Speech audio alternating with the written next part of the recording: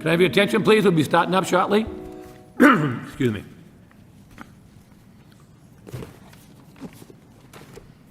Welcome to the Lowell Planning Board for Monday, August 19th, 2024. The first matter on the agenda is the approval of the minutes for July 15th, 2024. Any board members have any corrections or comments? Hearing none, I'll make a motion to approve the minutes. I second the motion. Motion made and second. All in favor, say aye. Aye. Any opposition? Hearing none, the motion carries and the minutes are approved. Moving along, under new business, we have a site plan review revision and a special permit. 81 School Street, Lowell LLC has applied to the Lowell Planning Board to revise their site plan approval at the above address.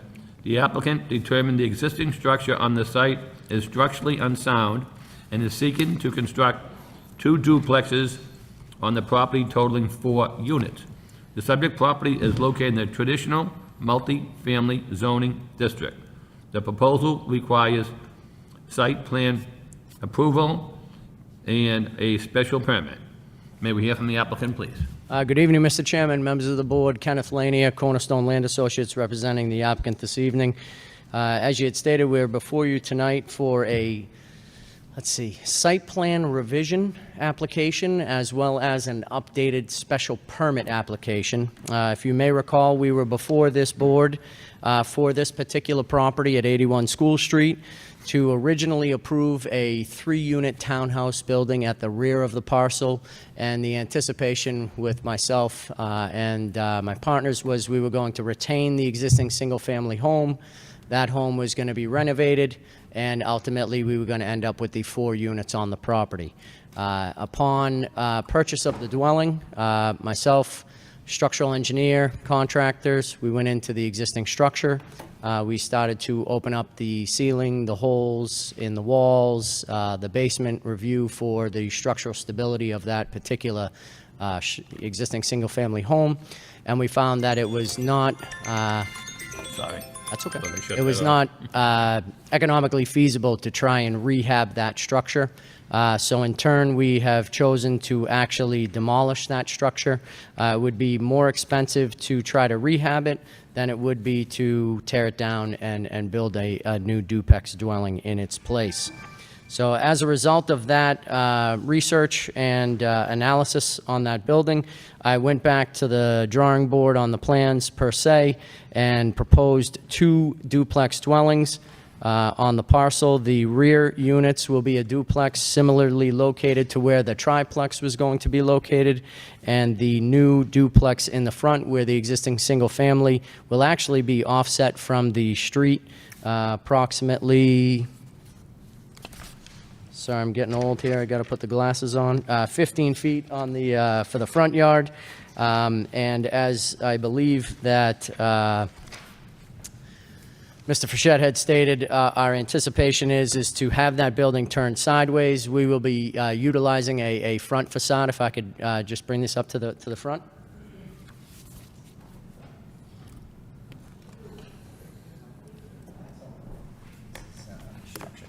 Thank you. Thank you. Thank you.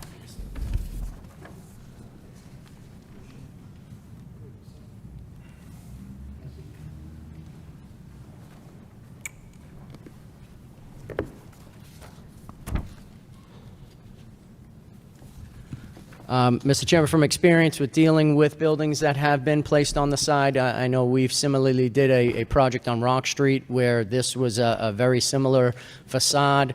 I actually took a took a drive-by there this weekend just to take a look at that, and it really did add to the neighborhood, having that side look more like a front entrance.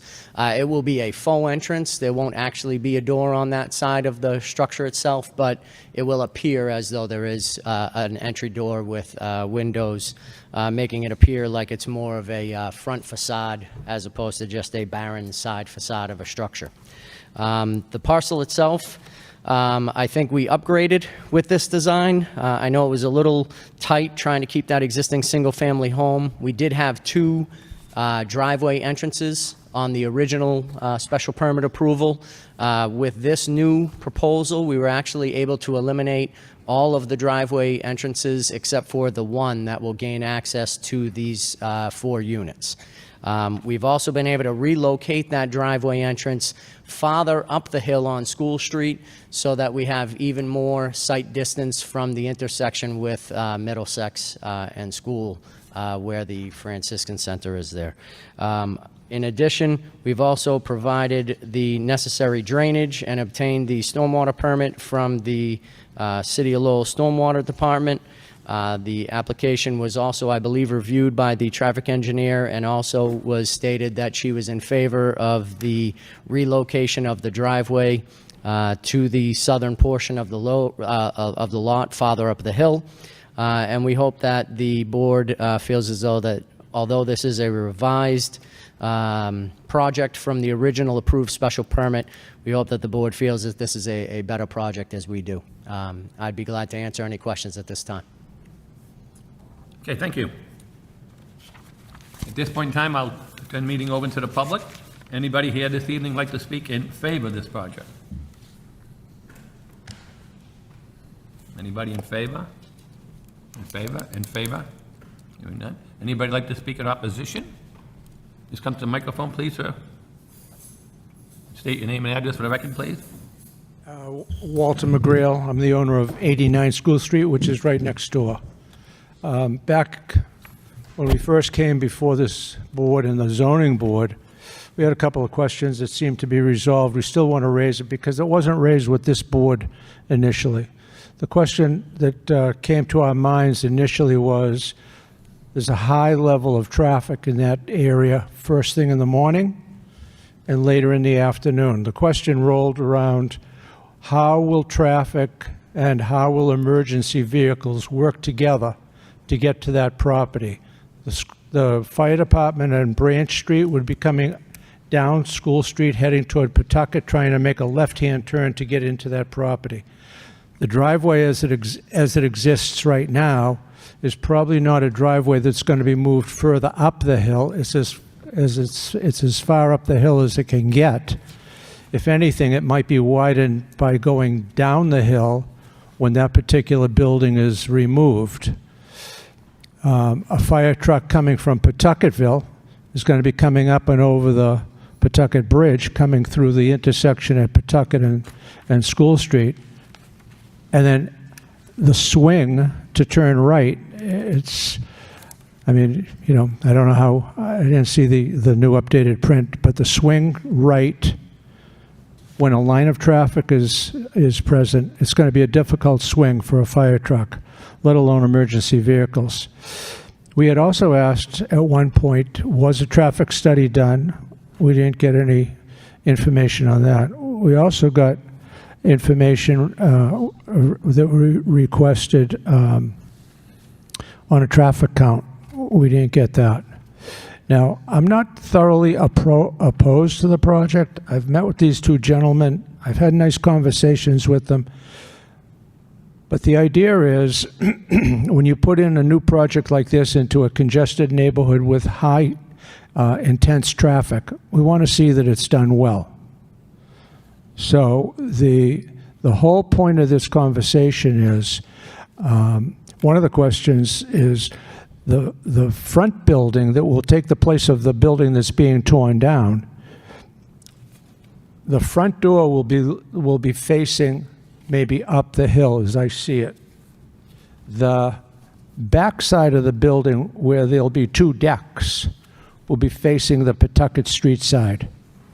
The front or first unit in on that building, traffic's going to be coming right up the hill looking at people sitting on their deck.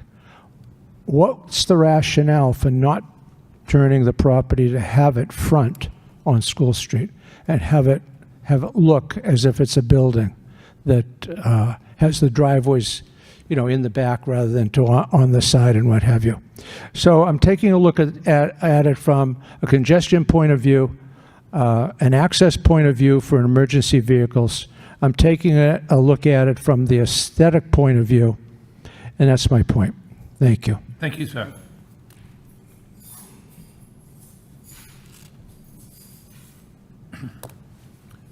Anybody else like to speak in opposition?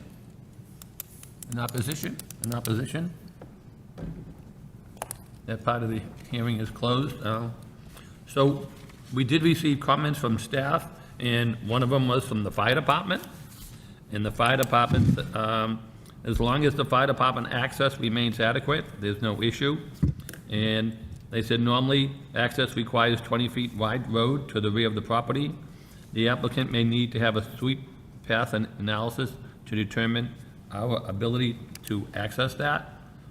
So they would have to comply with any conditions or any requests from the fire department. And for transportation engineer, they didn't have an issue with the traffic. They just said they prefer the driveway location to be changed like it was. Remove low in the stone wall as well in the frontage for better sight lines. And the applicant should replace the curbing at the driveway they are removing. So those are comments we received from both of those department heads. At this point in time, I'll turn it over to any board members. Have any comments or questions? Mr. Chairman, if I may, begin with the fire department comments, because I found their wording to be ambiguous. I wasn't quite sure what they were saying. Fran, did they say it was adequate? Did they, the way this is phrased, as long as the fire department access remains adequate, then there should be no issue. So that's a general statement. Normally, this requires 20-foot wide access road to the rear of the property. I believe there's not a 20-foot access to the rear of the property. They might end up needing a swept path analysis to demonstrate our ability to access. It's hard to tell from these plans if the present access is adequate. So, If I, yeah, Ken, yeah, if I can, I mean, I spoke with the deputy chief. I'm not sure if you folks remember, the original driveway access to the rear of this parcel was only 14 feet at the previous application. So when we provided this new application to the fire department, we've actually made that southerly driveway. So as Mr. McGrail had pointed out, it's the existing single-family driveway that exists now. We're actually widening that driveway up to 18 feet in width, which is allowed in this zone under this bylaw. And we are providing that main access to the rear. He was comfortable with that width. I'm not sure, I didn't get any revised comments from him, but we have no problem having a condition to provide a swept path plan to the fire department as necessary. Fran, did DPD get any other comment beyond? No, Yes, this yeah. is the comment we received from fire. Okay. Ken, when was the last time you talked? Deputy Chief, it's been a while because it was prior to the last meeting Yeah. we had, because originally I thought we were coming, and we had that, kind of advertising issue, so that was probably almost 45 days ago.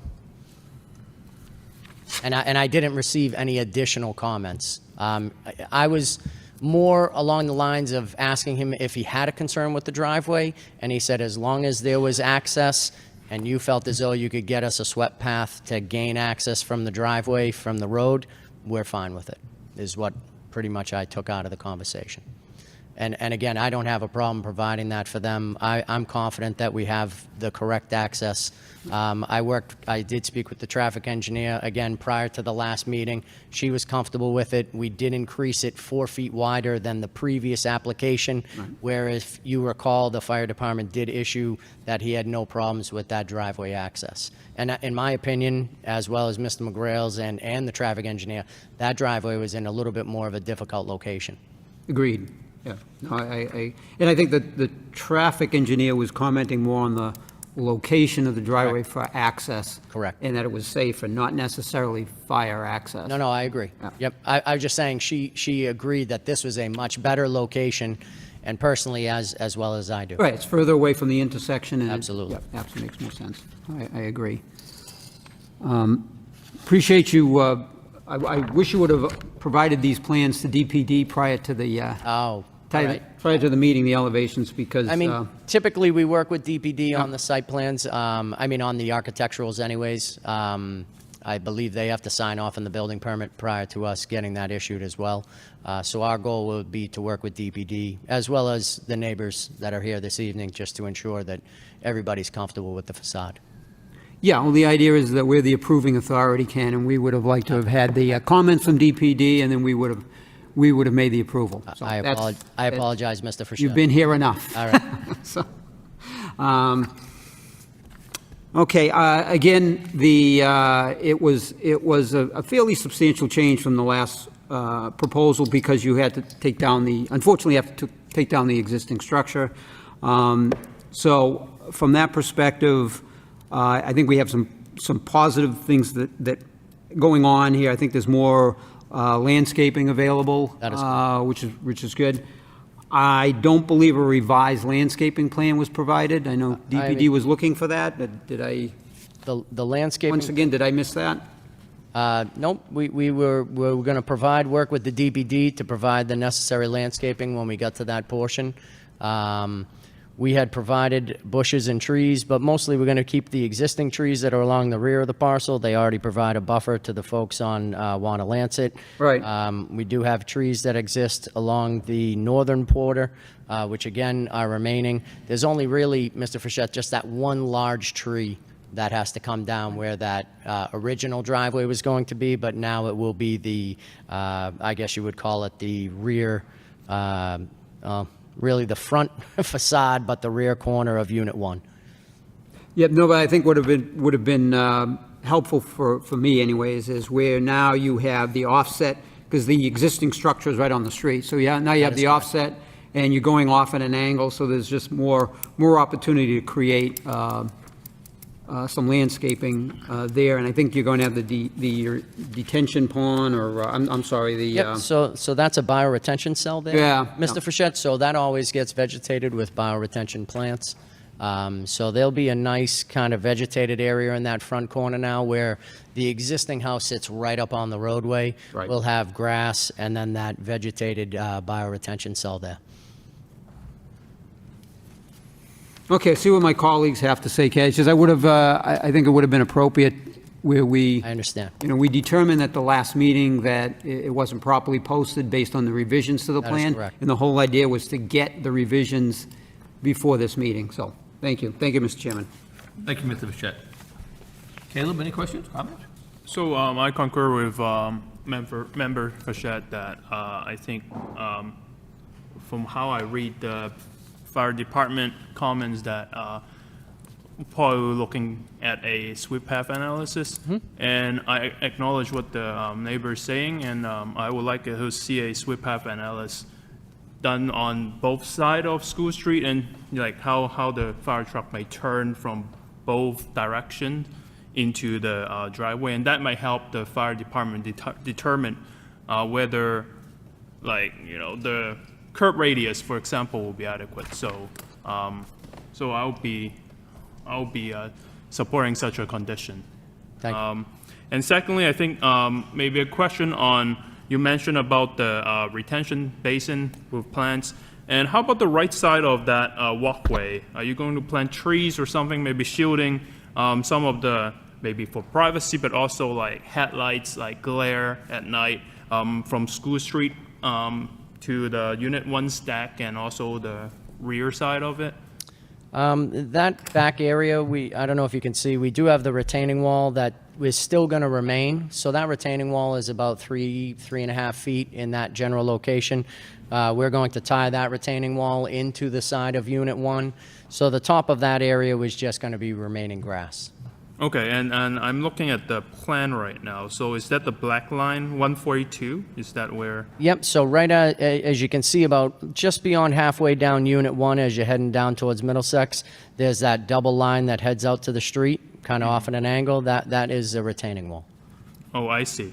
And that will allow us to create that bioretention cell while still allowing to have that back area of Unit 1 up above the roadway. So how high is the deck compared to, let's say, the road? I know you will still have a Yep. ledge on top. So it'll be about 12 feet higher than the roadway elevation.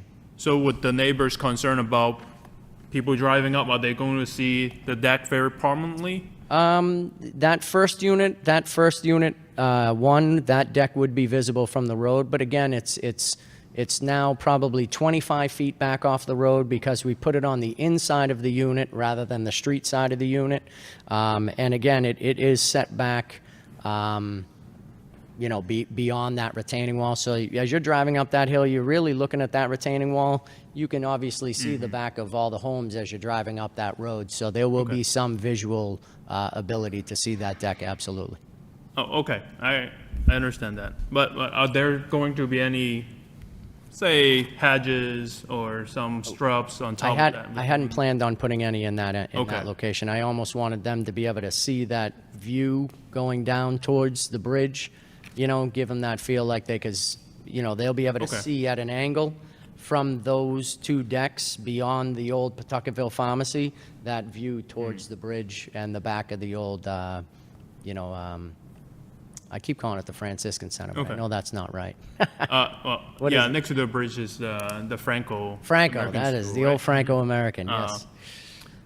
Okay, I understand. I mean, there's different take on landscaping, and I personally don't have a problem with Yep. seeing people from the street, but I think it comes down to is like developer and the owner's preference. And I appreciate the treatment from the facade.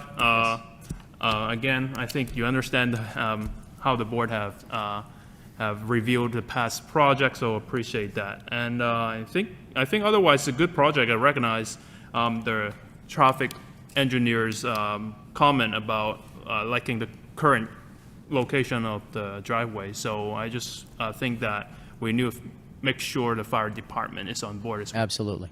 Thank you. Thank you. Thank you, Caleb. Danny, any questions, comments? Thank you, Mr. Chair. We added a number of conditions on the March 4th, 2024. The applicant will work with DPD to add shade trees. Absolutely. Yeah, because I think this is one of those, I believe it's entering Lowell tree areas we had discussed. Is that correct, Fran? Yes, Like a gate nearly. city entrance? Yes, so almost all of the city is in our Greening the Gateway Cities planting zone, so this site would qualify for free trees through that program. That is our intention still, yes, sir. So we also added screening the rear of the property with vegetation or fencing per DPD approval. We also added remove snow from the property that cannot be stored on site. I think those three conditions need to be met on this. Absolutely. We would agree with that as well. I like the proposal. I actually like it better than the last one. Thank you. So, Appreciate it. Thank you, Danny. Allison, any questions? Okay. So just following up on what Attorney Tenza said, Ken, so the last condition that we had was D, was basically in the front of the property, the retaining wall should not exceed the 2.5 feet, which I think you made that adjustment already? Right, so that wall has been eliminated. Yeah, I remember you agreed to that a while ago, just to cut down the site. Absolutely. I mean, the blocking the site view, okay. Yeah, and that was what the transportation engineer requested before. I believe that's been completed. Okay, but besides that, yeah, and the only other comments we have was the applicant should replace the curbing at the second driveway opening, which I Right, you've agreed to. which is a moot point now because we don't have that second driveway anymore. It's been completely eliminated. So we just have the one driveway entrance coming into the property. So we won't need that proposed condition as we did coming in before, okay. Yeah, I mean, I'm satisfied with the project. I know it's been here a few times now. Yes, So sir. we've seen it a few times. I appreciate it. But obviously, we look for what the fire department recommends for safety-wise, and I'm sure you don't have any problem meeting with what the fire department says, because it makes your site better, Not at all, Mr. you Chairman. know? Okay? But, yeah, so I have no further comments as well as that. So, so we do need 2 votes tonight. One is a site plan revision, and the other one is a special permit. Mr. Chairman, I'll make a motion to approve the site plan with the following conditions: that the applicant shall work with DPD to add 6 shade trees to the site. The applicant shall screen the rear of the property with vegetation or fencing per DPD approval. The applicant shall remove snow from the property that cannot be stored on site. The applicant shall replace the curbing at the second driveway opening. The applicant will provide a final landscaping plan to be approved by DPD. The facade of the unit facing School Street will incorporate the design that was, that reflects the front facade of a property as presented this evening, subject to DPD's approval. Ken, I prefer not to do it this way. It's all, I appreciate it, Mr. it's not the way to do this. Thank you. And the applicant shall provide a sweep path analysis as really recommended by the fire department to determine the adequacy of fire access to the site. No, I know Member Fischett mentioned second driveway curbing, but is that moot? Do we? It look is, at- it is moot, but we'll have to, I mean, we're taking the driveway out, that second driveway, the curbing will be entered back in, so I don't mind. curbing has to be I don't reset. mind the condition. We have to put curbing back in, and as a matter of fact, we'll have to redo the sidewalk Yep. in the front there to the city engineer's specifications. So I'm comfortable with that condition. So we Absolutely. rephrase it into, so a little bit more specific, instead of the second, maybe the new driveway, after the new driveway is in? The old garage access It's driveway. really the old garage access driveway, right? That is 'Cause that has to be all reset. That is correct. Yep. Okay. Yep.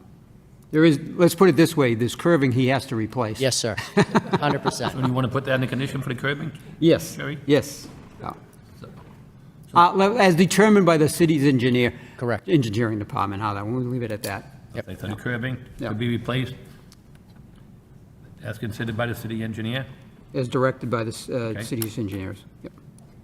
Okay. So we have a motion on the floor, and that was for the revised site plan, and Second several motion? conditions. Motion made in second. All in favor, say aye. Aye. Chair votes yes, so that motion carries. All in favor? 5 in favor, none against. So now we have a motion for the special permit. I'll make a motion to approve the special permit with the same conditions that are outlined in the revised site plan. I'll second that, Mr. Chairman. Motion made in second. All in favor, say aye. Aye. Aye. Any opposition? Hearing no, that motion carries 5 in favor and none against. Wonderful. Thank you very much, Good luck, Mr. sir. Fischett. I We wish you appreciate well. it. You guys have a great evening. Thank you.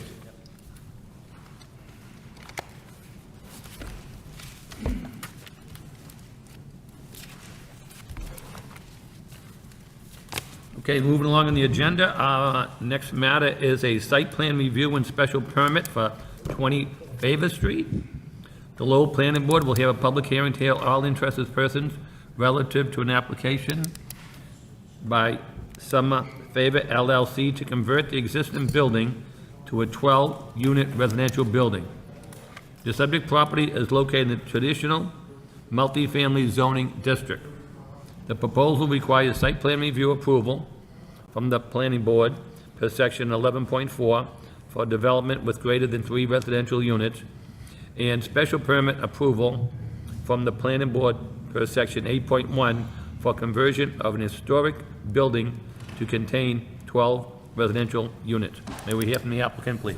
Thank you, Mr. Chairman, and good evening to all. For the record, my name is John Geary of Geary & Geary LLP, 32 Church Street, Lowell, Mass. I'm here tonight representing the applicant Summer Favor LLC, With me tonight is Leo Montero. Leo is the principal of Summer Favor. We also have Matt Hammer of Landplex.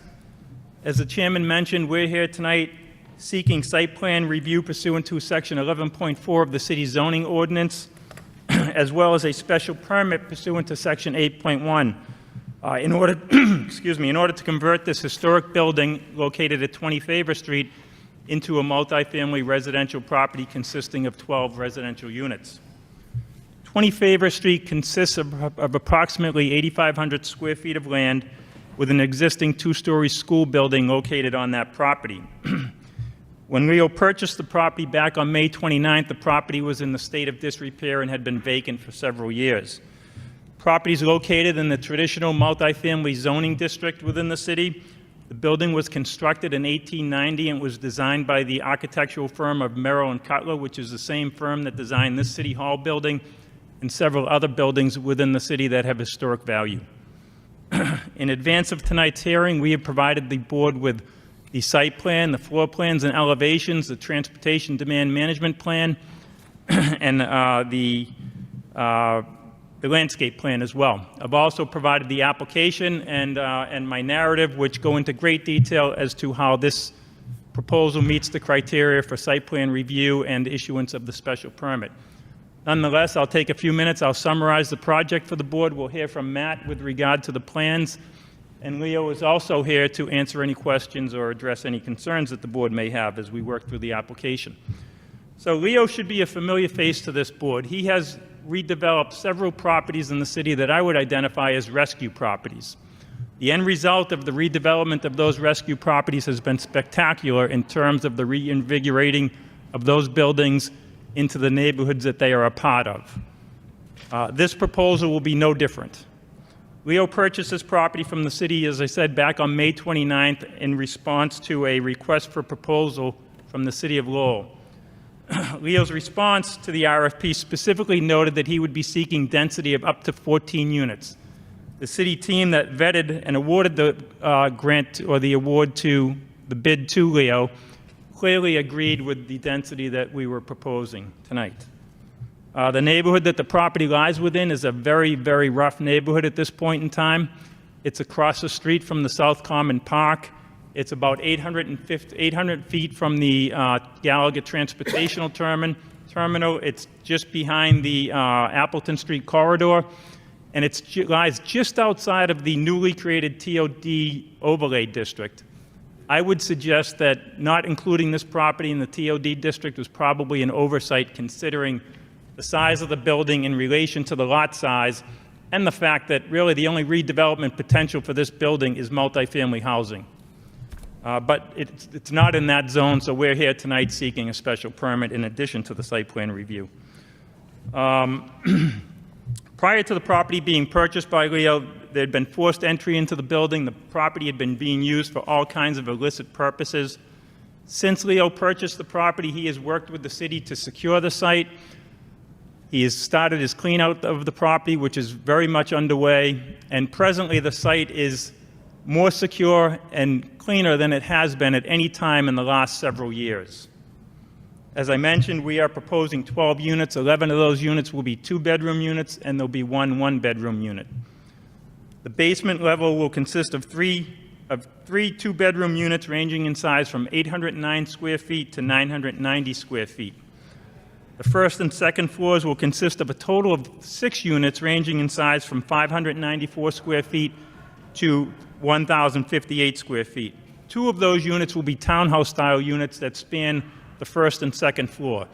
The other four units on those 2 floors will be two-bedroom units as well. The first floor will also consist of a mail package drop-off area, a public transportation wall, and a bike storage room. The third floor will consist of 3 units ranging in size from 717 square feet to 878 square feet. There'll be two-bedroom units and a one-bedroom unit. All 3 units on the attic level will have loft space with great views, either looking over the South Common Park or the city. In terms of the special permit request, the applicant is proposing a creative, adaptive repurposing of the property in a way that maintains the architectural character of the building. Section 8 of the city's zoning ordinance was adopted by the city so that property such as this can be appropriately redeveloped. The applicant is proposing a redevelopment of this property in a manner that meets both the requirements of 8.1 and is respectful of the neighborhood in terms of maintaining, or more accurately, enhancing the character of the neighborhood and the city. With regard to staff comments, so they're very supportive of the project. I have touched on the comments in one form or another during my remarks, but a few of them are worth discussing. So starting with comment number 7, with regard to off-street parking, the zoning requires 2 parking spaces per dwelling unit. We have 12 units. That would mean we need 24 off-street parking spaces. We don't have any off-street parking spaces. We're able to provide a couple of loading, unloading, temporary parking spaces for the tenants, but other than that, there's no off-street parking. However, in order to demonstrate that the lack of off-street parking will not be a problem, we have submitted the Transportation Demand Management Plan. That plan points out multiple alternative options and modes of transportation, such as the on-site bicycle storage for any tenants that wish to take advantage of bike as a mode of transportation, the proximity to the Gallagher Transportational Terminal, which is 800 feet away, nearby municipal and private parking garages, bus routes that are close by on Appleton Street, and available on-street parking options. So there are plenty of options for residents that may wish to have a vehicle or other modes of transportation. Property is also walkable to many nearby amenities, including the Market Basket on Broadway Street. And I'd also point out that the city transportation engineer has endorsed the Transportation Demand Management Plan that we submitted with our application. Comment number 9, the staff notes that they are very supportive of the landscape plan, which is in your packet. Staff also points out that the redevelopment of this property will benefit the neighborhood in terms of providing more eyes on the street and increasing the foot traffic in this area. This is definitely the case, but I think I'd take that one step further and suggest that the redevelopment of this property will be a catalyst to other redevelopment in this neighborhood, which is critical. So Leo is willing to take a chance on this neighborhood, and by him taking a chance in this neighborhood, it's benefiting the neighborhood in many, many ways. Comments 13 through 16, staff points out that the redevelopment plan aligns with the city's Lowell Forward Plan. In several ways, staff points out, for example, that the redevelopment of the property will make the area more walkable, and the proposed landscaping of the property will improve the public realm. If you consider the look of this property, once construction is done, the landscaping is in and complete, there's a stark difference between what is there now and what was there over the last several years. Staff points out that the redevelopment prioritizes the sale of city-owned property for much-needed housing. As I mentioned, Leo's bid was thoroughly vetted by the city. The city awarded the bid to Leo because it aligns with the Lowell Forward Plan and because of Leo's past experience redeveloping challenging properties in the city. Staff points out that the proposal provides additional housing choices within the city. These market-rate rental units will likely appeal to someone that may work nearby or take the commuter rail outside of the city. That's the type of tenant that we would expect to be renting at this property.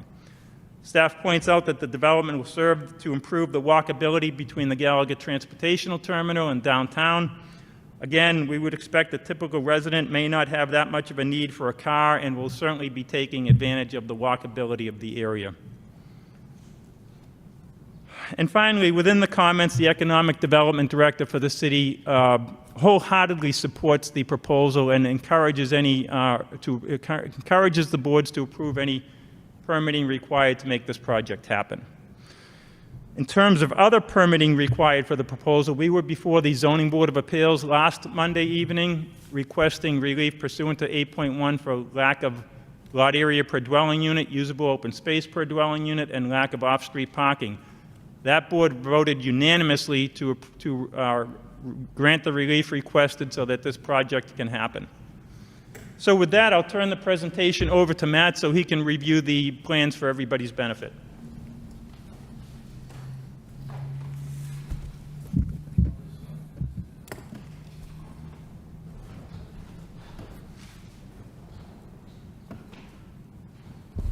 For the record, Matt Hammer, Lamplex Engineering and Surveying, 10 George Street, Lowell, Mass. What I have is a number of presentation renderings. This is showing the property here from Summer and Favor Street here, the existing building.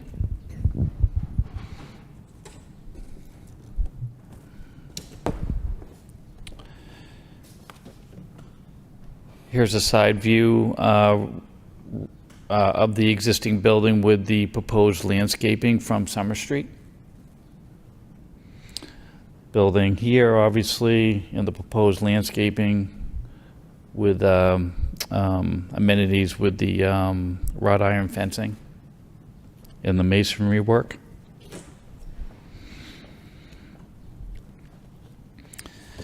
And this is an elevation from Favor Street, showing the front entrance coming in here.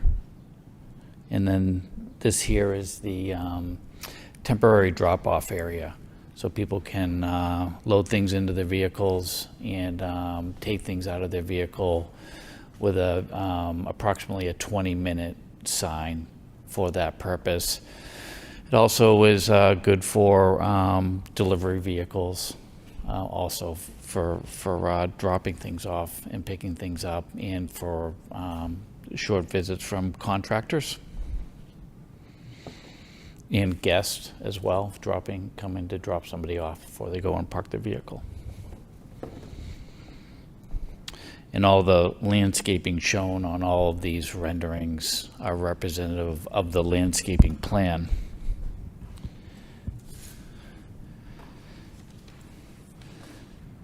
This is the landscaping plan here. This is showing the temporary drop-off area. This is where the dumpster area is going to be as well. This is a bicycle storage area shown. 8 is a fenced-in area. If people have pets and they want to take their dog for a walk and talk on the phone and be outside for a little bit, there's an area here for that. Landscaping around the corner here to Summer, as well as landscaping against the building as well. These are examples of some of the landscape components with a mixture of perennial shrubs and shade trees, sitting areas that are going to be there for the amenities for the residents, as well as the bike storage.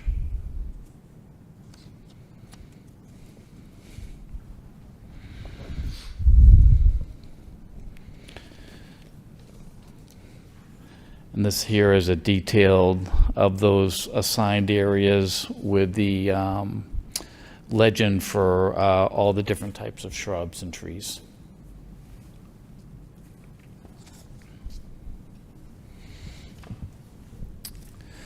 This is the site plan showing the proposed fencing.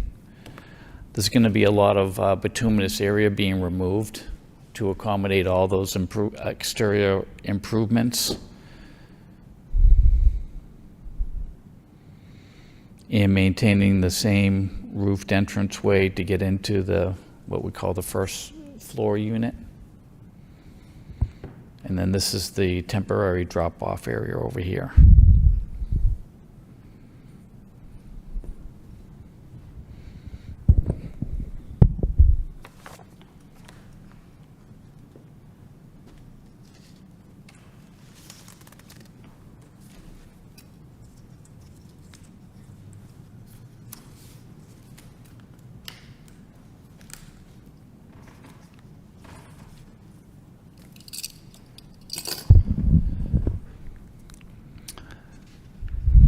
So there's basically 3 levels. There's a basement level, a first floor, and a second floor.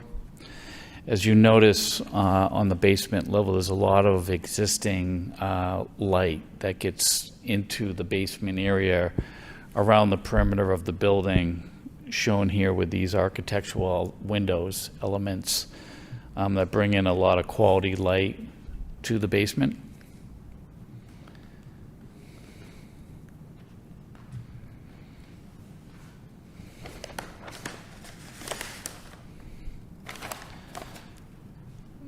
These are the elevations from Favor Street here, showing the front entranceway.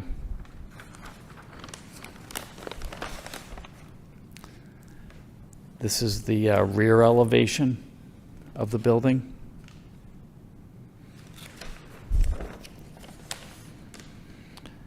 This is a right elevation showing the entranceway and the window. The windows obviously on the side of the building.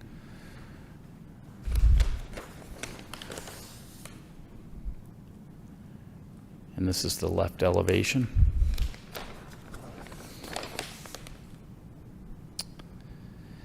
These are the basement level units here. Access through the entrance off the first floor. This is the corridor giving way to the Unit 2, Unit 3 in the first unit with a layout of bedrooms, kitchen, and amenities to each of the units.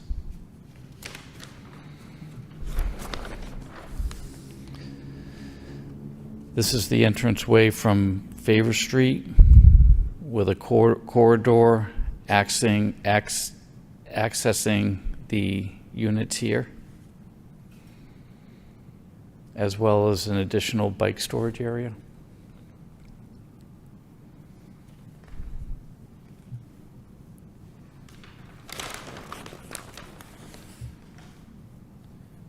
And this is the second story coming up the set of stairs to a corridor accessing the individual units on the second story.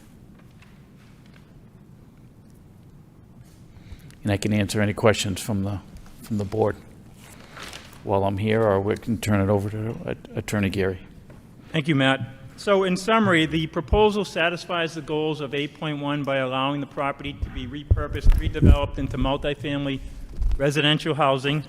It's consistent with the goals of the Go Forward Plan, and the beneficial impacts of the project far exceed any potential negative impacts of the project. So for those reasons, we meet the criteria for a site plan review and issuance of the special permit. We respectfully request approval of both this evening. That's all I have, Mr. Chairman. We're happy to answer any questions or address any concerns that the board may have. Thank you. Thank you, Counsel. At this point in time, I'll turn it over to the public. Anybody here this evening like to speak in favor of this project? Anybody here in favor? In favor? In favor? Hearing none. Anybody in opposition? In opposition? In opposition? Hearing none, I'll turn it over to the board members. Mr. Chairman, if I may? Sure, Mr. Bichette. First of all, to Counselor, I want to thank you once again. You were well prepared, and it was a good submission compared to the applicant we just had before us. So I do appreciate that. Makes our job easier. We have comments from DPD as well. And to your client, Leo, thank you for taking this project on. I think it's very ambitious. This particular corner of the city needs some attention, and it has a lot of potential. We were just discussing the reconfiguration of the Lord Overpass, but really how it ties this section of the city to the Gallagher Terminal a lot easier. You know, the use of the common, hopefully we can get more positive use back on that common and make it a better location for people to go and utilize. So from that perspective, I think you checked off all the boxes. I think the landscaping plan was comprehensive. I think DPD is pleased with it. I think it looks very, very good. I think for a small site, you're doing a lot to that with the landscaping to enhance that. With the drop-off areas, I was very surprised going how much space there is on the side of that building. That was very surprising. So you're actually going to utilize that in a very positive way. You provided the transportation management plan, which is something we've always, would require in an instance like this. You've got the bike racks within the building as well. Like I said, I think you checked off all the boxes. I think it's a great project.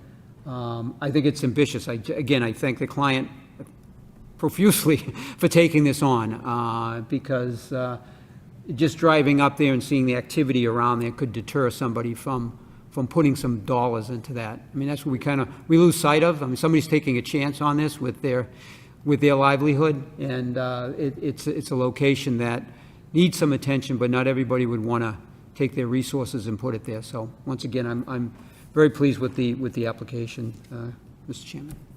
Thank you, Mr. Fischett. Caleb? I have a question about whether the building needs to be ADA accessible. I'm sorry, could you Whether repeat it that? needs to be ADA accessible, Yeah. because I don't see a ramp. Leo can answer. Yeah, thank you. Hello, my name is Leo Montero. I'm the manager for Summer Favor LLC. I think it falls under existing conditions. The building was already built at a certain elevation. You can see it on the rendering there, the set of stairs to the side. That is the main entrance for the building, hence the fact that the address for the property is 20 Favor, even though the nice front faces Summer. So we get grandfather in due to those Got it. reasons. Okay, well, thank you So for the the building answer. code allows us to do what we're proposing. Yeah, I know there's a challenge there. I think another observation is the tall flight of stairs happens to be right next to a loading area. So I can imagine how I'll move furniture up with that stairway. So I was wondering whether the other nice entrance can be a little more useful in those regards. I'm just wondering out loud. Yeah, so what we're looking at the rendering, that is the main entrance of the building. The other side, it's a tight area, but we are going to be using it as access to the pet area as well as to the residents to come into the other side. Okay. In the front there where the flag is, to the left of the flag. So both will not be blocked. They will be both. Yes, both we'll can have be both used. entrances, Okay. yes, correct. I That is see. correct. Yeah, and I understand with historic and also existing building, there are tricky parts, and as long as you comply with the requirements or regulations, then that's okay for me. And I want to commend you for transportation demand management as well. I think particularly one detail is not putting the bike storage in the basement because no one wants to haul the bikes down a flight of stairs. And one picky part is that I was wondering, the TDM plan did not talk about dissemination of information, but I caught the little detail of the kiosk you have in the lobby. So I think, I understand this, you are going to, share the information with tenants, but maybe in future application, that is a piece of information I would like to see in the TDM plan as well. In addition to why we don't need parking is what more you can tell the residents that they don't really need a car and there's no parking provided. But I recognize it's a good plan, and I will agree with with the ZBA assessment of the parking that you guys are pretty close to a transportation route to the commuter rail station, so I'm okay with parking as well. Thank you. Let's see. I think yeah, that's it. Thank you. Thank you, Caleb. Danny? Thank you, Mr. Chairman. Through you to Attorney Geary, thank you very much for the proposal. Very much appreciate it. Well presented. To your client, thank you for investing in Lowell. We appreciate it. As Member Frechette has mentioned, this is an area that needs some love, and you're providing it. I certainly wish this project well. I liked the fact that you guys are taking out some of the pavement and actually putting in landscaping. It's an area that you really can't do anything with, so you might as well take it out. So I liked that. The landscaping plan looked good. Enjoyed the renderings. That looks fantastic. You mentioned, Attorney Geary, you mentioned in your comments that this was the same architects that built City Hall. Is there any sort of historical jumping that you have to do? We have been in touch with Steve Stoll Okay, regarding that, and we don't believe we'll need any historical approval at all. because it's interior. Yeah, everything's interior, yes. We're replacing, obviously replacing windows, pointing the brick, cleaning the brick, actually putting 2 dormers on the building, but Lee, you've had conversations with Steve, and Yes. And I guess the building is not within the historic national district of the city, Oh, interesting. so it doesn't fall under Steve's approval, but he has offered to consult to make sure that everything we do fits historic requirements. Sure. Hence the fact that we're proposing painting the dormers, that color, as you can see, which is, it's historically appropriate. Same thing with the windows, keep it to the historic appeal of the property. Thank you very much. Very much appreciate your investment. Thank you, Danny. Allison, any question? Nothing new, just echo my colleagues. Thank you so much. I think this is an exciting project. thank you. So just by looking at the renderings, what will be on the very, very top of the building? That's the 3rd floor. Right. There'll be 3 units up there, 2 two-bedroom units and 1 one-bedroom unit. All 3 will have loft space. They'll have a loft space. Yeah, which with great views. Fantastic views.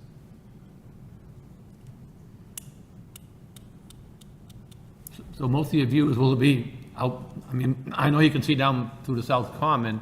Can you look the other way towards Appleton Look Street? towards the city as well. Okay, I'm just curious what that height would be up there by Yeah. looking from up there. Okay. Nice. The height of the existing attic from the peak, the highest point, is 23 feet.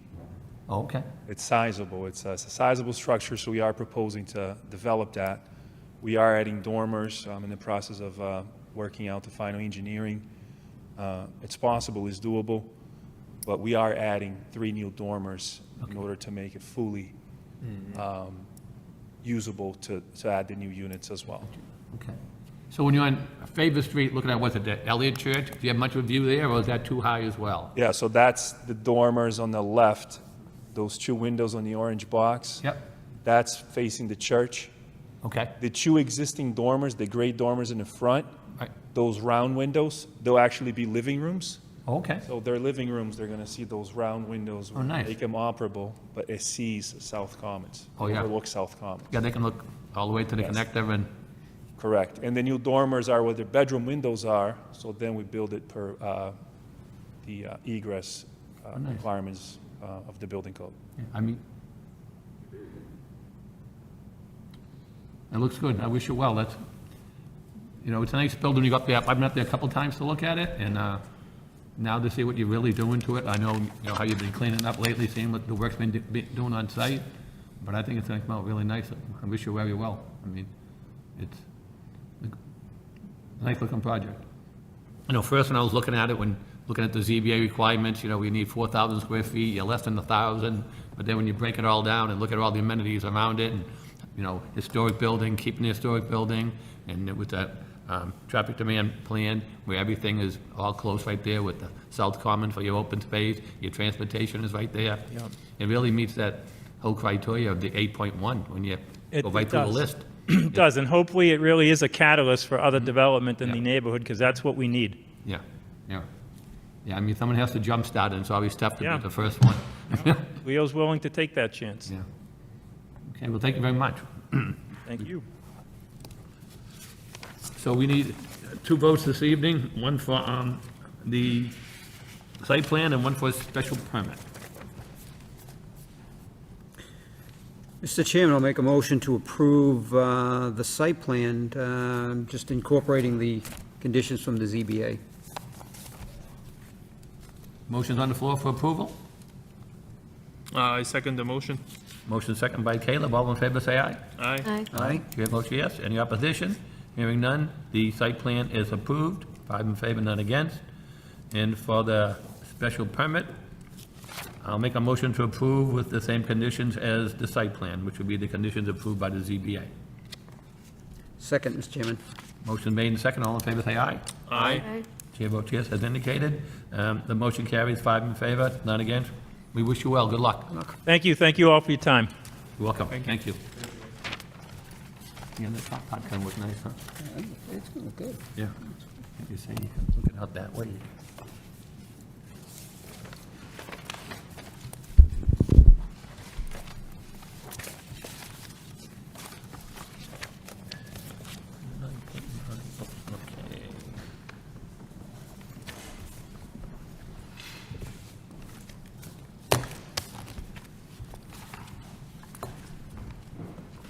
Okay. Okay, moving along on the agenda, we have the Housing Production Plan.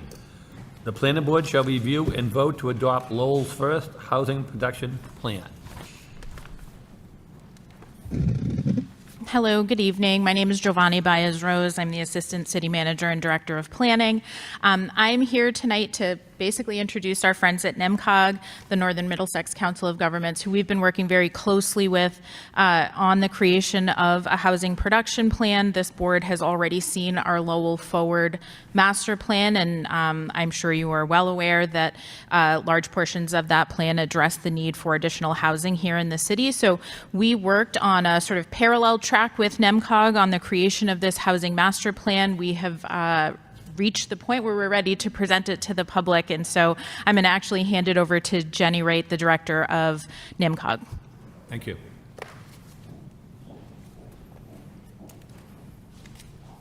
Good evening.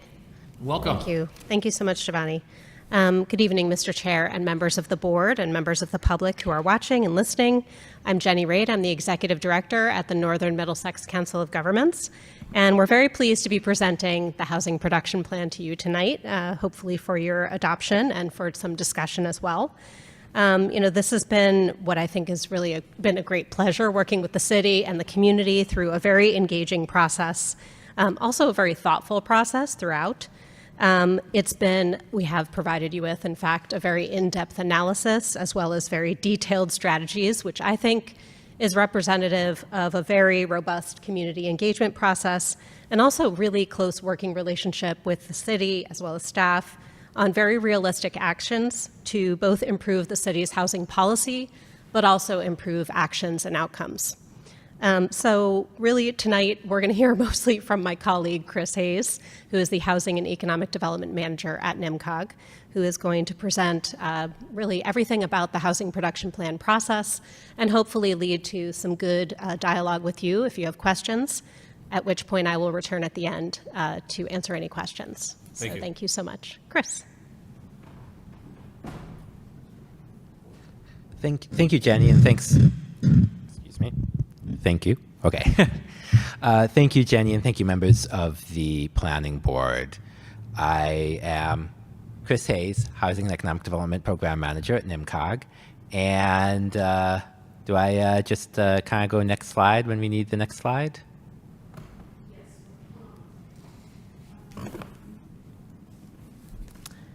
Perfect. Okay.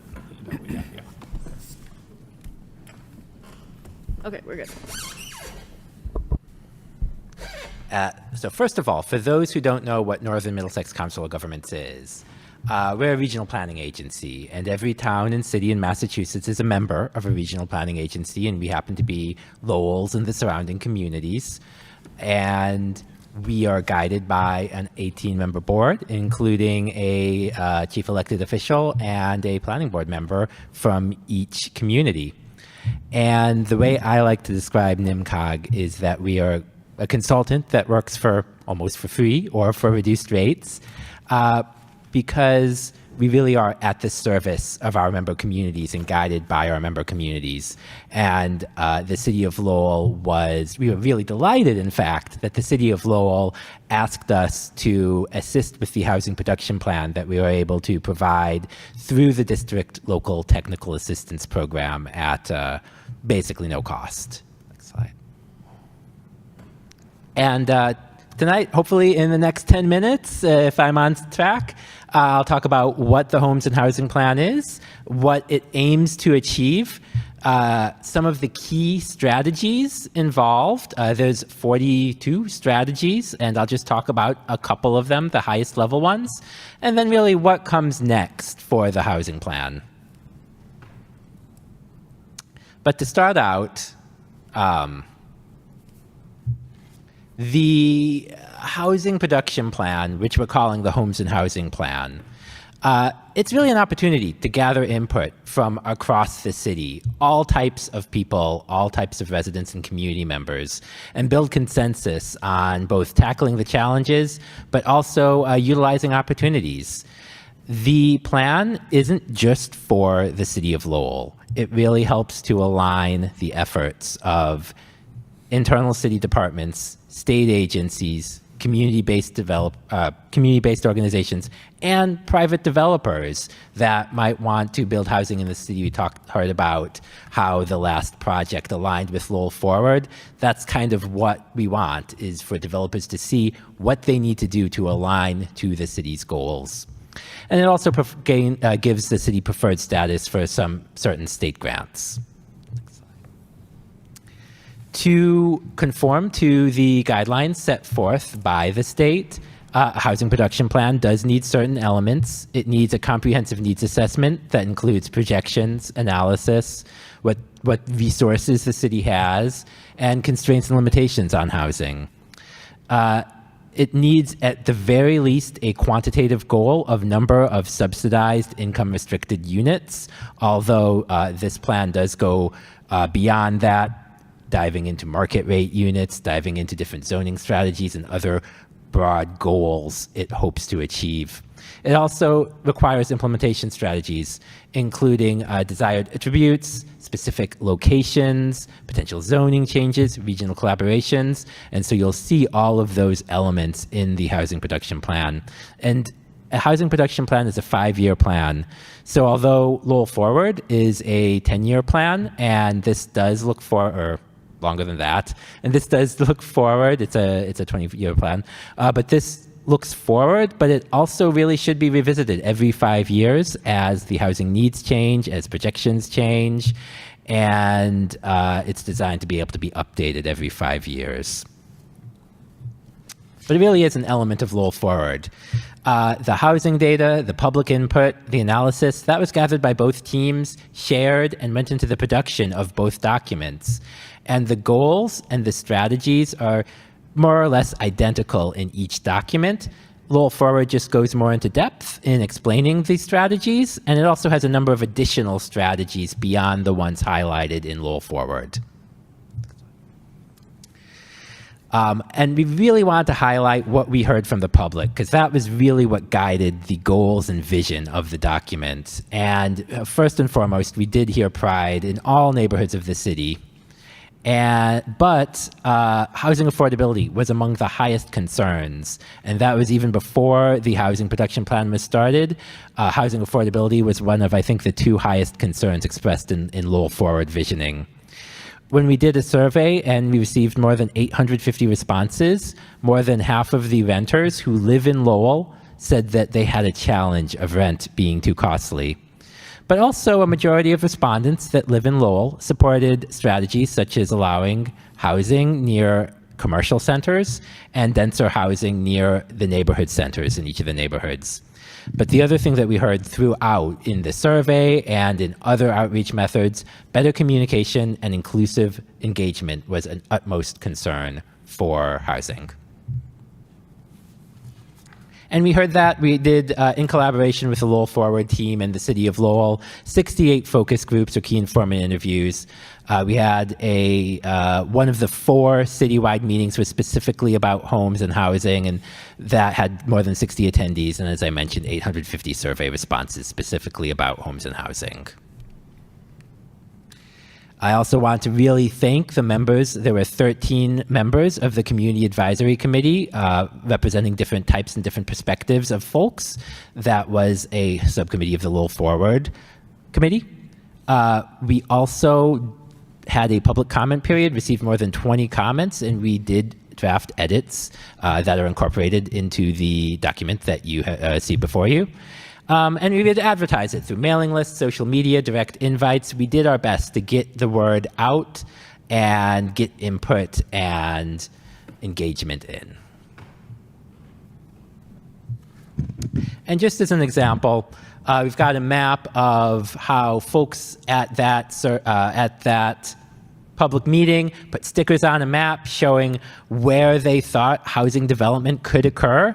It looks kind of like a mess because that's a lot of different stickers all over the place. But if you go to the next slide, and we zoom in on specific housing types, we really began to see patterns. For example, this is mixed use, and you can see the desire for mixed use in neighborhood centers and especially the downtown.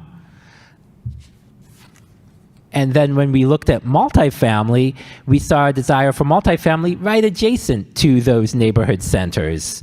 So that really informed some of the recommendations and strategies that you'll see in this presentation. But first of all, I want to highlight the key findings. So I won't read all of those, but I really encourage folks to either look at pages 14 through 19 of the plan, or we have an executive summary, and kind of understand why we saw Lowell as a city of change, Lowell as a city of anti-discrimination, Lowell as a city of opportunity. And really what I'd like to stress is each of those findings, or rather I should say each of the strategies, connects to one or more of those findings. Each of the strategies addressed a challenge that was in a finding or an opportunity that was revealed by a finding. I also really wanted to take a moment on the housing vision. For one, a phrase that was really powerful was to support people's needs, goals, and dreams. So seeing housing as not just shelter. And that's really what led us to go from just a housing production plan to a housing and homes plan. The vision really stressed a continuing opportunity for households of all types, regardless of their stage of life or economic situation. And so welcoming to both new residents and long-term residents alike. But we also had a focus of giving people the opportunity to grow in Lowell in a thriving community economy and a model for other gateway cities. And then, of course, part of the vision is to proactively and affirmatively promote fair housing, fight discrimination, and eliminate segregation. And there are 7 goals related to that vision: equitable and accessible growth, homes for all types of households, housing quality, eliminating homelessness, housing options for specifically households that make low and very low incomes, new opportunities for home ownership, and of course, fair housing policies and practices. The Homes and Housing Plan has the same indicators as Lowell Forward. That includes 3,150 new units between 2020 and 2030. That number is based on projected housing growth, projections that were given by the state, assuming that Lowell stays the same proportion of the greater NIMCOG region as it currently is, plus a 6% vacancy rate. And that vacancy rate is blended based on the amount of rental and ownership units that Lowell has. And really what we're saying is a healthy ownership vacancy rate is about 2%. Rental is between 7 and 8. Real quick, the number of affordable units, that is income restricted, subsidized units, is about 25% of all new units. So that's 800. So that's another very important goal. Just wanted to say the other goals, of course, we wish that cross-burden households, and those are households that pay 30% or more of their income on housing costs, would be close to 0. But the goals that are listed here would put Lowell at one of the more affordable communities in the region and represents about a doubling of progress as Lowell previously has had in terms of those numbers. And so finally, goals and strategies. I'm going to just list one key strategy for each of the goals, and that's because we really see that first strategy as really the first thing, the must-do, the very first step in the housing production plan. For equitable and accessible growth, the strategy is to undertake neighborhood-level planning to identify multifamily priority sites. So that's really going into each of the neighborhoods, and you think about that map with mixed use and then multifamily near it. Where exactly could that be located to take advantage of existing infrastructure and be harmonious with the community? The key strategy for homes of all types of households would be to adjust key zoning regulations for special housing typologies, to really dig into the barriers for some of the most needed or most desirable housing types. That includes, for example, micro units that are very small units that are affordable and attractive to young professionals, and single occupancy units that are affordable, especially for those who have special needs or who are chronically homeless. Key strategy for housing quality. So there is a great home improvement program in Lowell. There's some suggestions on moving resources around to expand that program. Next slide.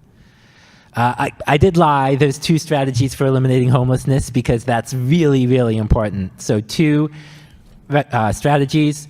One is to develop a housing first incentive zone. So that's identifying areas that really make sense for housing that is supportive and affordable to those who make very extremely low incomes or no income, and that may suffer from chronic homelessness. And also to create a new staff position dedicated to housing stability. This is a position that's in several peer cities and really focuses on creating a coordinated point of entry that helps people who not only might currently be unsheltered find the resources they need, but those who might be in unstable housing to prevent them from becoming unhoused. So that could include people month-to-month leases, doubled up, or in other insecure places that might be at risk of losing their housing. And that's not really providing new services, but rather coordinating the services that are already in Lowell. The key strategy for low and very low incomes is to develop affordable housing trust fund. That is a fund that would reduce red tape and increase predictability in providing city funding for nonprofits and private developers that are working to increase the affordable housing stock. New opportunities for affordable home ownership. Just like a previous slide, Lowell has a great first-time home buyer program. There are some recommendations on how to maybe shift funding around to be able to expand that program and strengthen it, along with bringing some model programming in from other places in the state. And then finally, the key strategy for fair housing is to undertake a fair housing plan. And that is almost an audit of all of the city's zoning and policies to make sure that there are no disparate impacts to any protected classes, including race and ethnicity, gender identity, immigrant status, or any of the other protected classes in Massachusetts or in the United States. And so what comes next? Well, first of all, the plan needs to be adopted by both the Planning Board and the City Council and submitted to the Executive Office of Housing and Livable Communities at the state. They'll evaluate whether the plan contains all the required elements. They really look at the data and make sure that those goals address the needs that are articulated in the plan.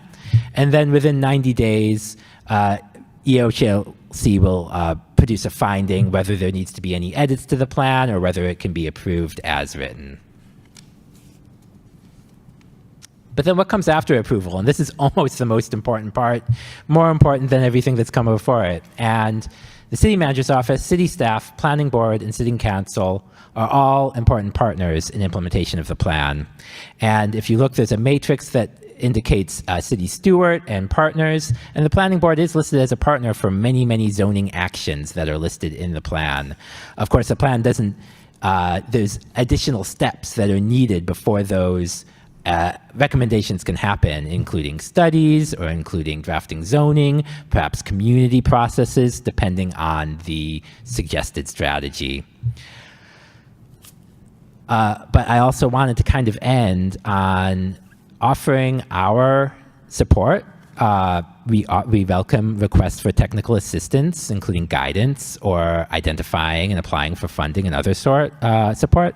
And other state agencies do the same. So as the city works toward implementing the plan, we want to be active partners in that. Yeah, that's everything from me, and I think we can move toward questions.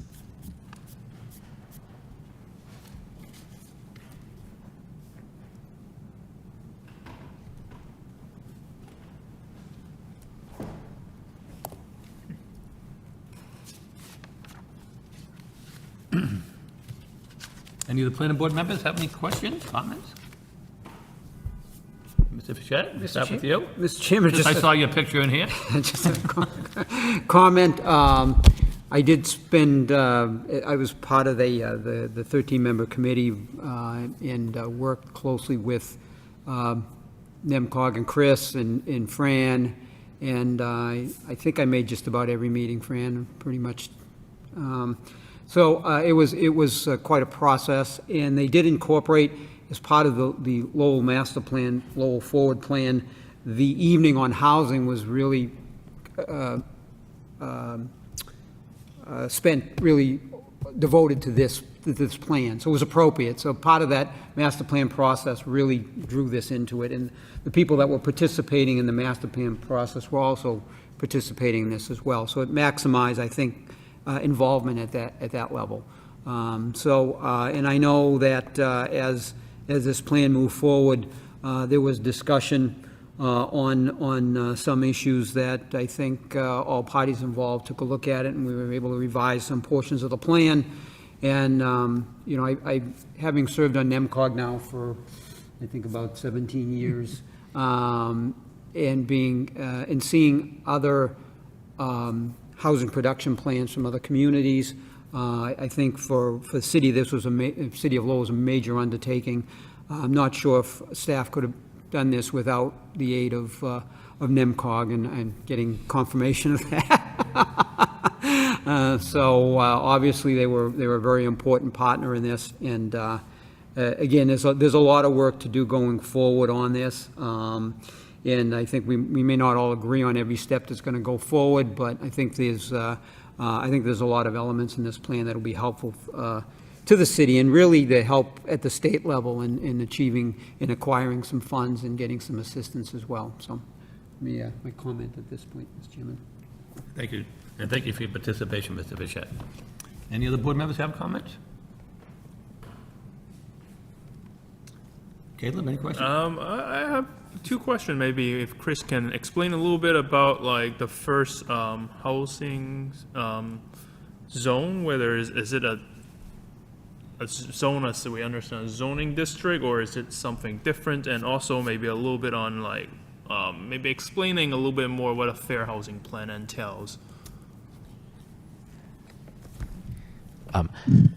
So I can answer your first question, then I might ask you to repeat your second question. Okay. The first question, so the housing incentive, or the housing first zone, is suggested to be kind of a incentive zone that might provide either bonus density or other potential incentives if the housing meets the criteria of housing first, i.e. it's affordable to people who make no income and has supportive services, etc. So that's target not saying home buyers but more for the more transient population. Yes, that would be for folks who have potentially special needs, or folks who have been chronically homeless. Okay, thank you. And I'm sorry, what was the second question? Maybe say a little bit more about what a fair housing plan entails, like, and the Fair Housing Plan. So a Fair Housing Action Plan would be, as Chris kind of highlighted in the slides, it would be basically you'd start with sort of an assessment of, you know, all of your, it would be your zoning, it would also be your city policies, ordinances, bylaws, any other, you know, loose regulatory processes that you might use, and also your practices. So as in how you conduct business. And it would look at basically the sort of the history, the patterns of all of those things. And it would also look at private players as well as city, city as in how you conduct business in the city, and look at fair housing law, the Fair Housing Act, and protected classes to see how there is an intersection between any or across any of those different elements. And essentially also potentially mapping. Some of that mapping we did as part of this housing production plan process. But it would look at sort of where people are living right now, where people can, for any number of different reasons, maybe cannot access housing, looking at race and patterns of home ownership, access to home ownership. So there's a lot of different metrics that essentially would be analyzed in depth, and all to put together essentially an action plan to say, these are the things that are basically barriers to access to fair housing in the city, and things that you want to collectively, ideally, eliminate as barriers, and to be able to proactively work towards a better situation for the city so that everybody can access those opportunities. And by those opportunities, it means everything from actual housing, which most people think is the main reason for the Fair Housing Act, to actually engaging in city processes. Or also private players, of course, may create barriers to housing based on advertising, things not being published in a certain language that everybody can read, to many other factors or variables that might be barriers to hindering progress in the city. So a fair housing plan basically is a study with an action plan for the city to move forward. And it can also be cross-linked with other planning processes that the city might be doing as well. Thank you. You're welcome. Anything further, Caleb? No. No, not at the moment. Thank you. Any questions, Danny?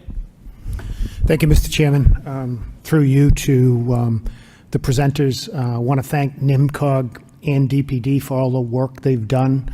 I totally disagree with a lot of what is in here, but I take a very contrarian view. Just a couple of items. One was potentially using commercial space for housing.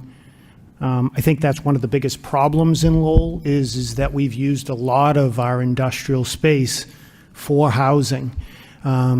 We need housing, but it seems to me that we need, everything in here says low income, no income, low income, substantially severity challenged. All of these people need jobs. And so what I keep coming to is we need some of these areas in Lowell that people actually can walk to. We just had a presentation of people that spending $3 million on units right near the train station. But what we need is we need to take into account that we can't just keep building, because ultimately, I don't see how 3,000 units are going to affect the housing rates. I just don't see it. Maybe with the governor, with the ADUs, which I disagree with, I think it'll destroy single-family neighborhoods, but the state has spoken, so maybe that'll help. But I think it all comes down to jobs, man. When I look at this, these people need jobs in the city, and to be able to walk around the city, they need they need to be employed, and we need to have areas where actual employment can take place. So I do have to say once again that an incredible amount of work, and one of the things I took out of a lot of your data is that you guys said young people come to Lowell, but they don't really have any income. That was one of the findings in here, and I thought it was interesting that young people do come to Lowell, but it also indicated in here that at some point they move away to some of the suburbs, which is another problem. Appreciate your work. I thank you for your time. Thank you. Allison, any question, comment? This is fantastic. Thank you. I have one question, kind of along those lines. For I think more in terms of helping us to explain, right? I think sometimes those of us that get time to sit with the data and understand that, and hearing you is helpful. And I would say, even just, you heard it and we've heard it before, is that question or concern from people about single family zoning. Like, people just kind of see like flashing red lights, like, oh no, this is going to affect me. And we know that it's not. We know, in hearing and understanding what it is that you're talking about, what is a way that you assuage fears, or what is a way that might be presented to people that might say, this means that there's going to be no more single family housing zones in Lowell, and we're doing away with that neighborhood element?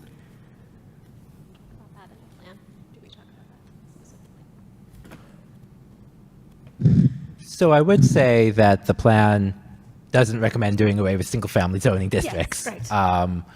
I might point toward that first recommendation, that it was actually the first strategy discussed, and it was looking at doing community-level planning to develop additional housing near neighborhood centers.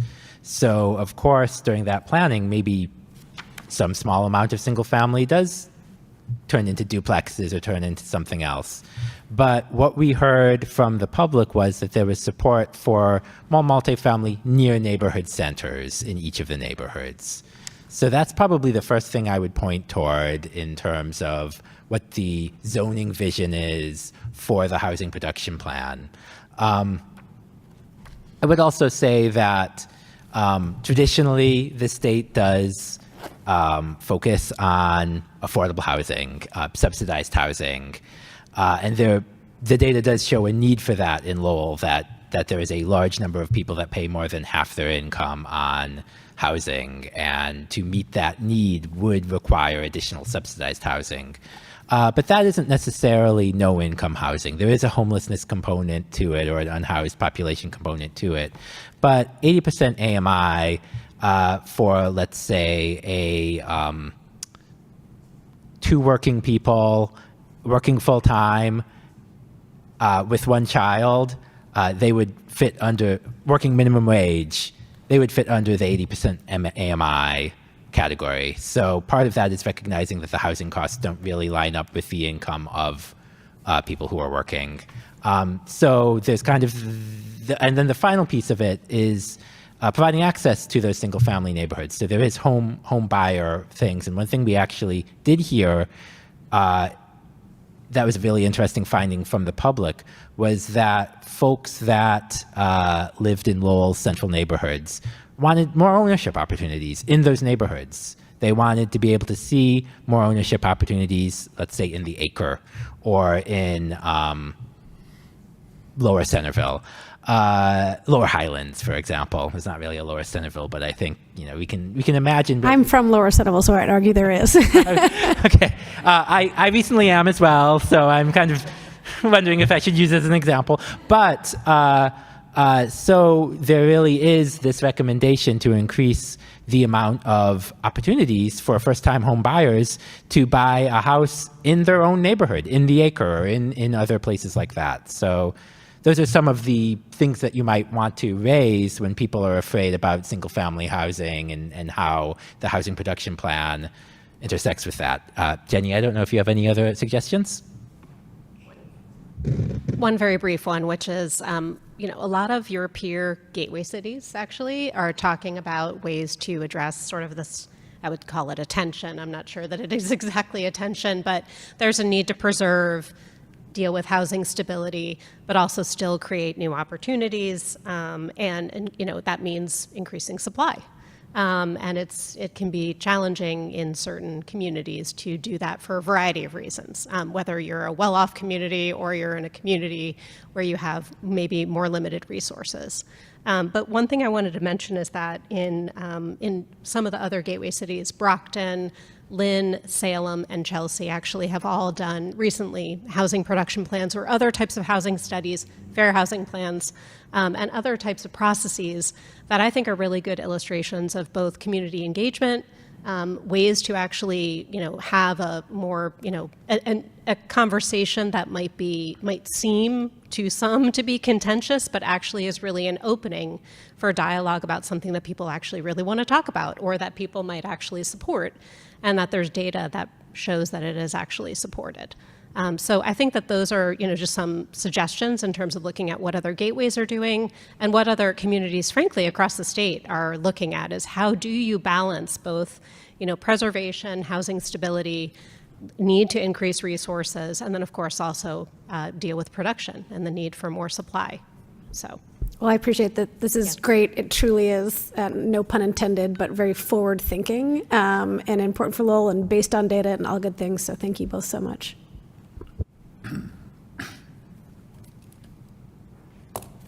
Thank you. I just had a couple of comments. I thought the presentation was very well, and I read the big version, included the small version. And the one that I'm talking here from page 106 of the big version, which is evaluate citywide zoning, including a study of non-conforming structures. That hit me pretty well, because of the fact where you have, I utilize a GIS analysis to evaluate where a significant number of homes and non-conformings are due to lot size, setbacks, and other dimensional requirements. So you adjust zoning to bring these homes into conformity with all the other fellow homes in that neighborhood. So now, we come in, we see all these non-conformity, and somebody wants to try to put something in there. It doesn't meet the requirements, but it meets the neighborhood character. So I think that's a very good goal, because now you're trying to utilize what the neighborhood exists as is, and now trying to allow someone to put something in that, as we look at, as a special character. So it might not make, might be difficult on the special permit. I mean, on the site plan, but it might be better on the special permit. So bringing those non-conformity areas into adjust with something else new going into that area, I think would definitely highlight some of those neighborhoods, to keep those neighborhoods intact the way they are. So I thought that was very interesting. And I was, and it says the strategy may also involve the 9 for the neighborhood character, and it talks about that. And what could be allowed by right, and now you're talking about the artist overlay district, the multifamily overlay district, the new MFOD, in relief that makes them really obsolete if they can do it by right, as long as they're meeting all the same criteria. So I think by looking at that would be very helpful. Definitely, you bring all the, so change the area, so make the things conforming, and then the other parts that want to come in there conforming with the other one. So I think that'd be very helpful. I thought that was interesting. I thank you for that. And then one of the other things, I know what the goal was, to try to have people, I think it was mentioned a couple of times in here, was to maintain the property, which is a difficult thing, because some people will maintain their property very well, and some people won't, even though the goal is to have them all maintained. That comes down to an individual person's character, how they maintain their own property. So, but the goal is helpful. But I thank you very much for the presentation. It was very good. Thank you. Sure, absolutely. If I can, just before we vote, hopefully, in favor of this, I did want to just acknowledge the fact that the scope of work to create this plan was a lot. And we have an incredibly talented staff in the Department of Planning, but we also recognized that the amount of data that was required, the analysis of that data, because it really isn't just about getting the information, it's really taking the time to look at it, to understand what it's saying about our community and what we can do with that information moving forward. It was critical for us to seek the support of NEMCOG without their sort of expertise in this work and their additional capacity to do that gathering of data and analysis and working with us as we were doing the master plan was just absolutely critical.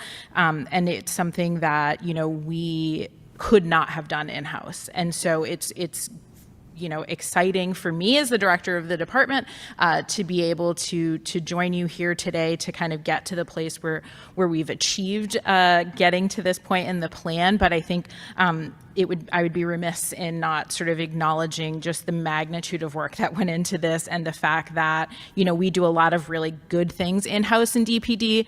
The level of this plan was not something that we could have pulled off without our friends at NEMCOG. And so I think it's worth just acknowledging again and thanking them for the hard work that they put in, and supporting us in trying to sort of have this conversation at the city level. Thanks.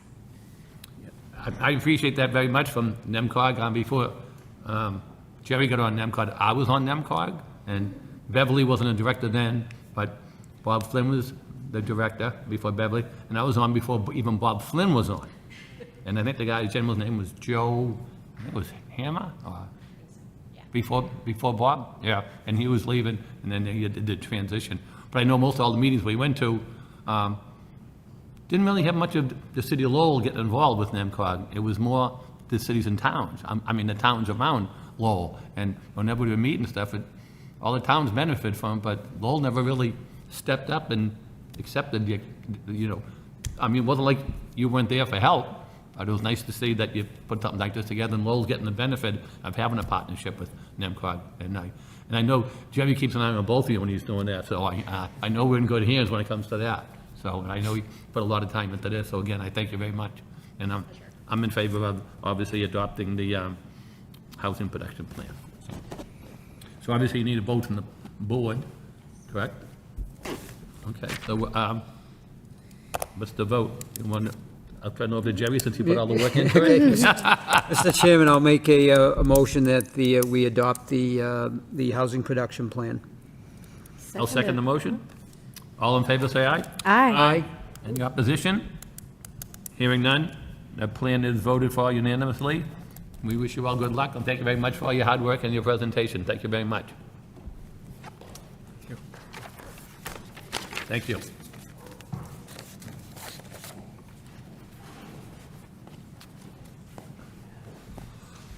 So moving along on the agenda, the planning board shall vote to grant Peter Kutrumbis, Assistant Planner, signatory authority. This will authorize Peter to sign planning board decisions and approvals not required, also known as A&R plans.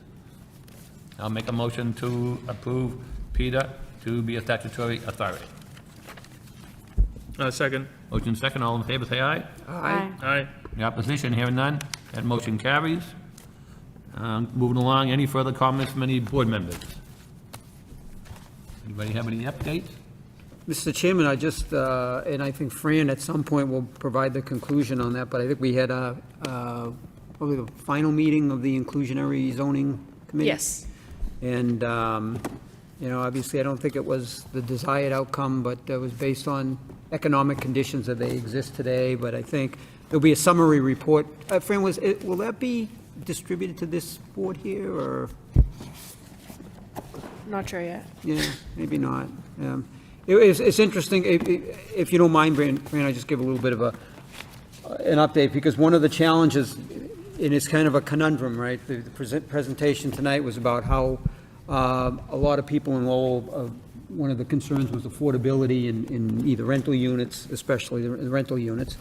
And however, when we looked at the possibility of adopting, which is a recommendation, matter of fact, in this housing production plan, is taking a look at the possibility of adopting an inclusionary zoning bylaw where you would, in theory, would require a developer to have so many units in a particular development, either be a percentage of average median income, so either 80% or 60%, 40%, and they have a model that we can actually kind of play with those numbers. But the reality of it is, when you look at the cost to construct, and you look at where we are in the Boston market, and you look at if you're getting a major developer come in here and expend the funds to develop especially a development with a fair amount of units, your cost is no different than building in the Boston market,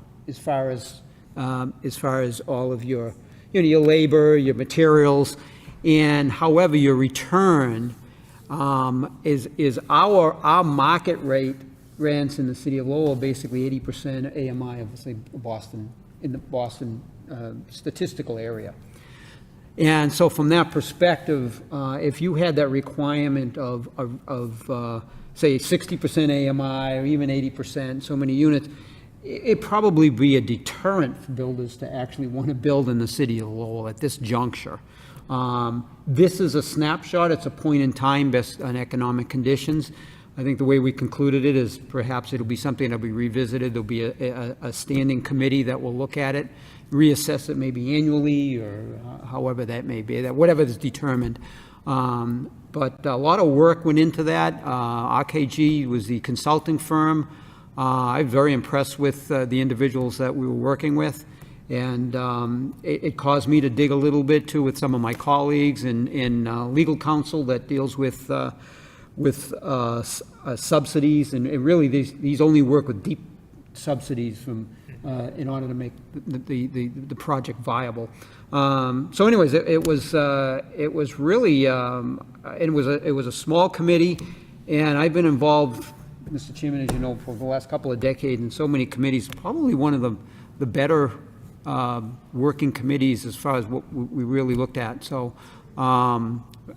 It was interesting. So, Fran, I don't know if you want to add anything to that, but I know they're going to just have a summary report for DPD. Yes. Yeah, I anticipate that will get published at some point. But, yeah, I think you covered everything. Okay. Yeah, yeah. That would be my report. And then, obviously, NEMCOG, I'm running for treasurer again, Mr. Chairman, so we'll see. In September, we're having election of officers in NEMCOG, so I've been treasurer, I think, for a dozen years now over there. So.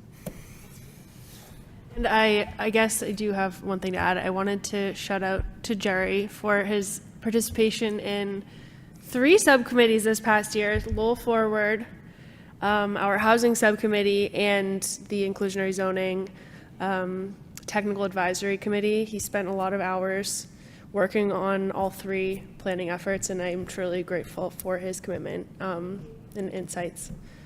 He's been indispensable. Thank you. Appreciate that. Okay. We can entertain a motion to adjourn. Yeah, before we adjourn, what's the deal with the Rock Bridge? I mean, you were giving Jerry accolades, but he's supposed to be giving us the report, the real report. You watch it. 2025, Dan. Coming. So moved. Oh, second. All in favor, say aye. Aye. We are adjourned. Motion carries. Chair votes yes. Good night, everybody. Thank you very much. Thank you, Fran. That's nice. At least my wife did. The only one watching it. Jerry just requested the tape. Jerry just requested the tape.